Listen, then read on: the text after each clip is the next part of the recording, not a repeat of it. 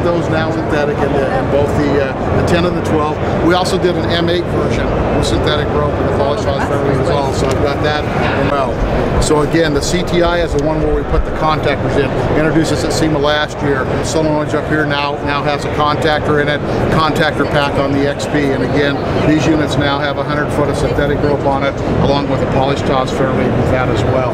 So I've got those in both versions now. And again, the only difference from the old 9.5 TI is the CTI, and again, the C is just for the contactor. And then they'll all be a -S for the synthetic rope applications. So that's what we're set up on that. The rest of the line, the large frame winches, power plants, 8274, all pretty much the same on that. On any of the W series light, I've got a 7-inch HID, a 4-inch HID, the 6.5-inch driving. I've got a 6.5-inch amber fog light, then the small clear fog lights and the 2030s, the small oval fog lights.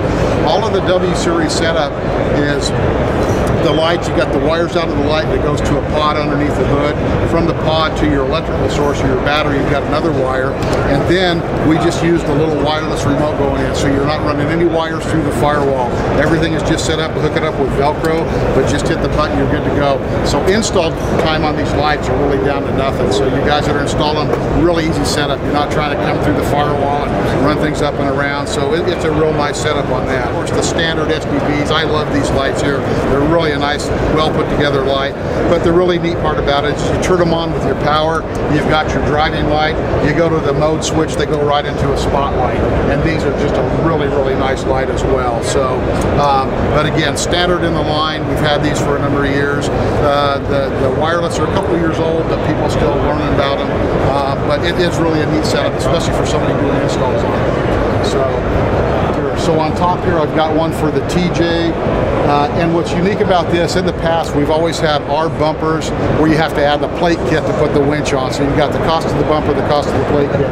With this new TJ bumper up here, the winch plate kit is all built into the bumper. So it's a one-part number system. The price is down quite a bit. They're priced very competitively. But I've got the setup for the TJ. This is a JK bumper. It's our stubby bumper for the guys out really doing the rock crawl, got the big tires on, need the clearance. I've got the stubby JK bumper with or without a grill guard option.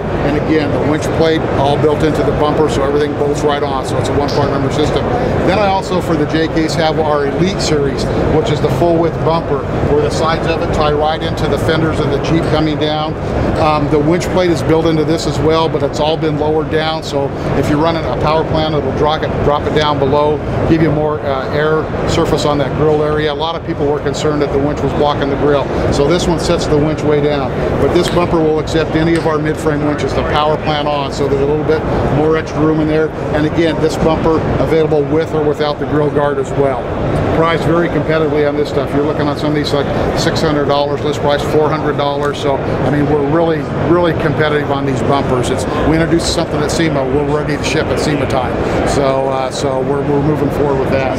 So yeah, we're shipping stuff this month. So we're on track and ready to go with it. So we've got this set up over here with the holes. I also have a new 1,500-pound AC winch for those unique applications where somebody's in and needs to power in 110 and not have the inconvenience of trying to hook up a battery somewhere with it. So I do have this AC version set up as well.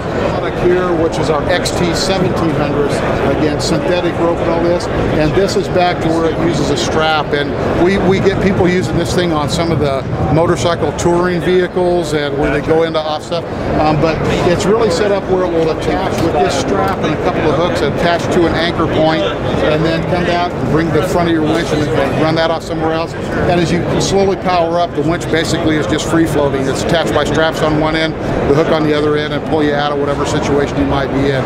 We'll go ATV, UTV, snow plows, winches, everything over there on that, which has been in the line a while.